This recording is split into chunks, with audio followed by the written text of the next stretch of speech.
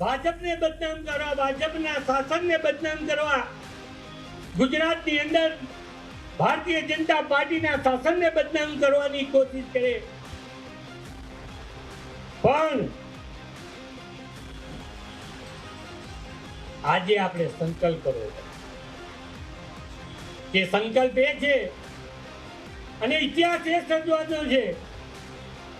કે 2026 ની આ ચૂંટણીની અંદર આપણે સાથે મળીને સંકલ્પ કરીએ, શહેર આખાની અંદર કોઈની નજર હોય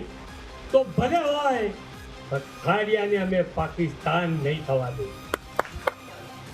ભાજપને બદનામ કરવા, ભાજપના શાસનને બદનામ કરવા, ગુજરાતની અંદર ભારતીય જનતા પાર્ટીના શાસનને બદનામ કરવાની કોશિશ કરે, પણ આજે આપણે સંકલ્પ કરવો કે સંકલ્પ એ છે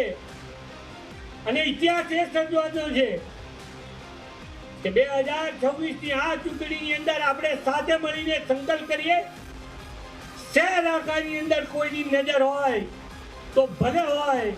પણ ખાડિયાને અમે પાકિસ્તાન નહીં થવા દે.